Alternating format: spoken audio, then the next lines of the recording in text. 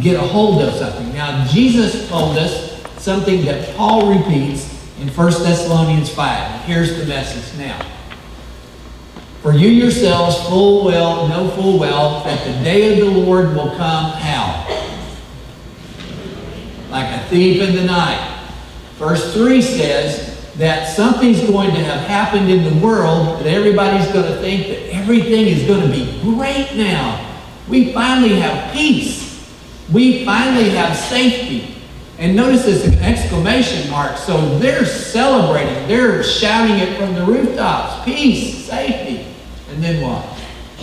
Destruction will come upon them suddenly, like labor pains upon a woman with child, and they will not escape. So, now you've seen what Paul says. This is what's going to happen to the world. Okay, so is he going to tell us something different for the believers? Look at verses 4 through 6.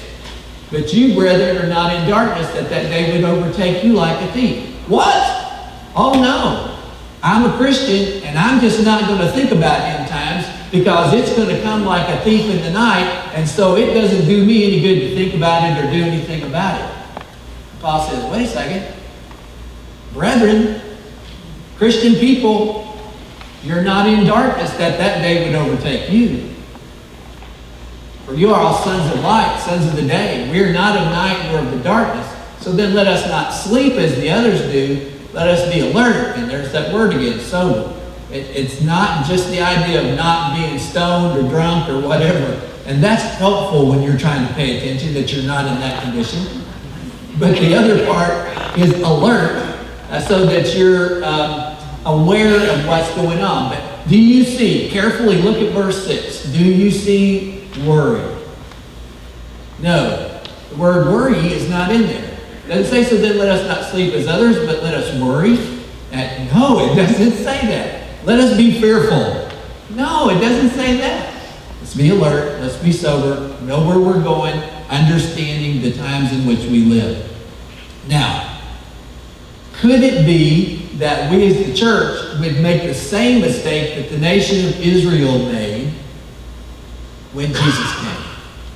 And if you'll look in Luke 19 with me here in verse 41, Jesus is coming into the city and he's weeping over it, Jerusalem. He's weeping over it. If you had known in this day, even you, the things which make for peace, but now they've been hidden from your eyes. For days will come upon you when your enemies will throw up a barricade against you and surround you and hem you in on every side. At 68 AD, Rome shows up. 70 AD, Jerusalem is overtaken. Look in verse 44. And they will level you to the ground, and your children within you, and they will not leave in you one stone upon another. Why? Because you did not recognize the time of your visitation. I came. I'm your Messiah. I came to bring salvation. And although I know that this is a part of God's plan, the crucifixion, the resurrection, all that sort of thing, the reason that this is happening is because you didn't recognize the times that you were in. They should have. Daniel told them to the day in the prophecy of Daniel when Messiah would be coming into Jerusalem and how he would come, and they missed it. And so you can see that in Daniel chapter 9 if you would like to look at some time. So knowing that, think about this in Matthew 16. The Pharisees, the Sadducees, religious leaders, came up testing Jesus. They asked him to show them a sign from heaven, but he replied to them, when it is evening, you say it will be fair weather, for the sky is red. Verse 3, and in the morning there will be a storm today, for the sky is red and threatening. Do you know how to discern the appearance of the sky, but can't discern the signs of the times? See, they missed their opportunity. They weren't discerning the signs of the times. They shouldn't have been surprised from the Bible prophecies that they had, but they missed it. And just like we're seeing in many of the churches that some of them are on television now, you're going to see it all the time, and their worship practices are bizarre now. They're expecting gold dust to fall from the ceilings and feathers and jewels are landing in the room and all these kinds of mysterious, mystical, miraculous things that they're claiming to have happen. And folks, when you don't see something like that in the Word of God, and we get to end times and deception is rife in the world, you got to be concerned about things like that. And what do these people say all the time on these meetings that they have on their Sundays? Give us a sign. Give us a sign. We want to see a sign of miraculous power. We want to see a sign. You know, the most important sign of the miraculous power of God is not that gold dust can trickle down from the ceilings in this room, but sinful people like me and you can be changed by the power of Jesus Christ to save the lost. That is the biggest miracle of all time. Evil and adulterous generation seeks after a sign, and the sign will not be given it except the sign of Jonah. And he left them and went away. We have to be careful in the times in which we live, because we are going to get to the place where we're going to say, we're tired of waiting for Jesus to come. If he was going to do it, certainly he would have done it by now. Maybe we've misunderstood this whole thing. Maybe we should become full preterists and just say that all the stuff that we see in the Bible and all the prophecy has been fulfilled in some kind of way. We need to forget the whole thing and just move on. And I want you to look at a couple of passages with me from the Gospel of Matthew where Jesus is speaking in chapter 25. And as you look at the stories, you know the stories. The bridegroom, he's coming. And the maidens, they're waiting, and they have their lamps. And they wait, and some of them don't have enough oil. And when the bridegroom's going to come. But look at the phrase in the story. Now, while the bridegroom, what? Was delaying. I want you to notice this. Jesus talks about his return, and in his story about him coming as a groom for his bride, the passage actually says he was delaying. Notice the next passage. Here's the ones who have been given so many talents to work with, and they're going to produce so much with the things that they've been given. And as Jesus tells this story, he could tell it any way he wanted to tell it. He could add or leave out whatever he wanted to do. But as he tells it in verse 19, as this one is coming back, it says, and now what? After a long time. Why did he put in after a long time? Is that a signal, a message, a truth for me and for you today? That maybe we have been expecting the return of the Lord to be something that was going to happen very quickly, and we don't know exactly when. And yes, a long time has gone by, but can we see the signs? Can we see the things in prophecy that point to the reality of the coming of the Lord? In Daniel chapter 12, we have an important verse for this part of the message today. He says to Daniel, once the book is complete, conceal these words, seal up the book until when? The end of time. So what we see in this is going to be some characteristics of the world during the end of time. Here we go. Many go back and forth, and knowledge will increase. Not this past Wednesday, but the Wednesday before that. My daughter, she calls and she's rubbing it in on this. Oh yes, it's 60 degrees here in California. You know, and all this kind of stuff. It's going to get up to 78 today. And I'm like, and she's going, oh, good grief. And she says, well, you ought to just come. And I says, I can't do that. And I said, why not? And so Thursday at 1 o'clock, she went to the airport, and that evening she's standing in Los Angeles. I'm thinking, get out of there as fast as you can. And so she's at Lake Arrowhead that evening, and guess what? It really is that nice, and it really is that beautiful and all that sort of thing. Can you imagine in the 19th century somebody thinking that they were going to wake up today in Orange, Texas, and by that night they were going to be standing in Los Angeles, California?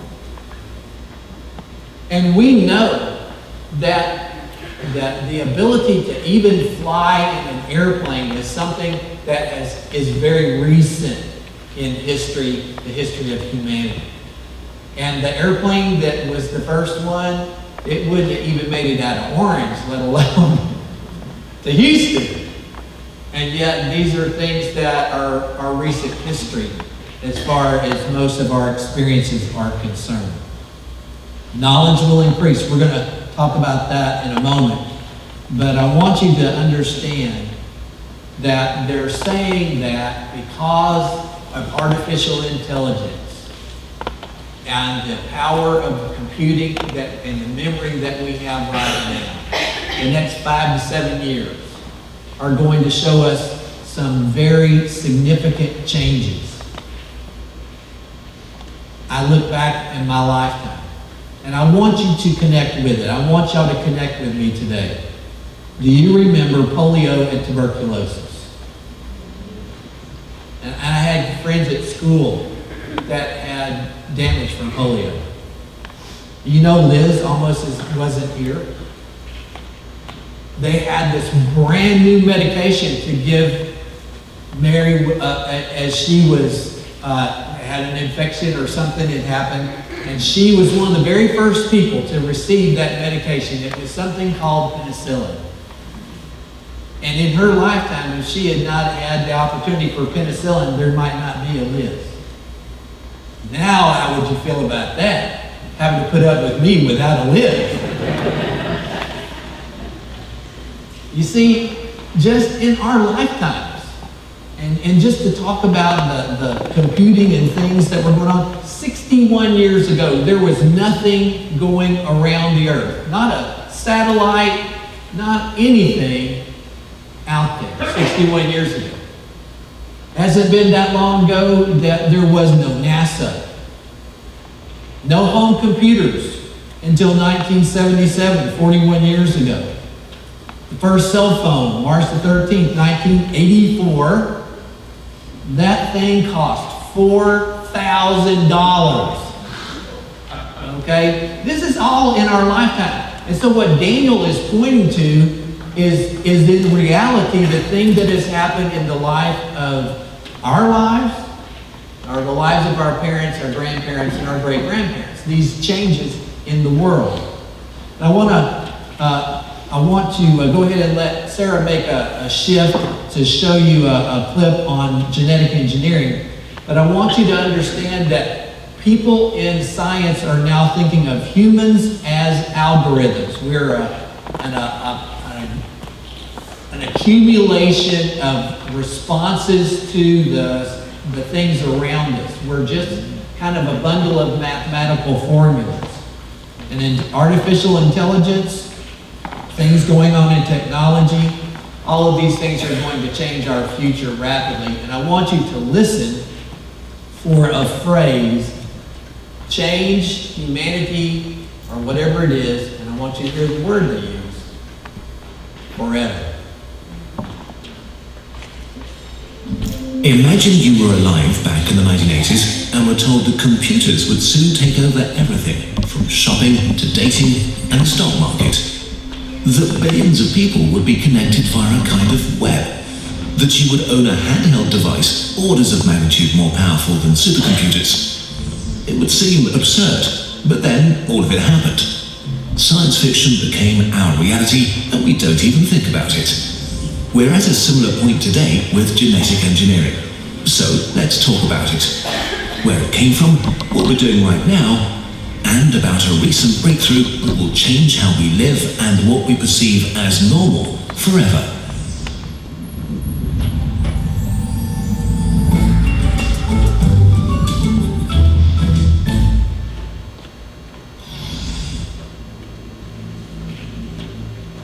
Humans have been engineering life for thousands of years. Through selective breeding, we strengthened useful traits in plants and animals. We became very good at this, but never truly understood how it works, until we discovered the code of life, deoxyribonucleic acid, DNA, a complex molecule that guides the growth, development, function, and reproduction of everything alive. Information is encoded in the structure of the molecule. 4 nucleotides are paired and make up a code that carries instructions. Change the instructions and you change the being carrying it. As soon as DNA was discovered, people tried to tinker with it. In the 1960s, scientists bombarded plants with radiation to cause random mutations in the genetic code. The idea was to get a useful plant variation by pure chance. Sometimes it actually worked too. In the 70s, scientists inserted DNA snippets into bacteria, plants and animals to study and modify them, for research, medicine, agriculture and for fun. The earliest genetically modified animal was born in 1974, making mice a standard tool for research, saving millions of lives. In the 80s, we got commercial. The first patent was given for a microbe engineered to absorb oil.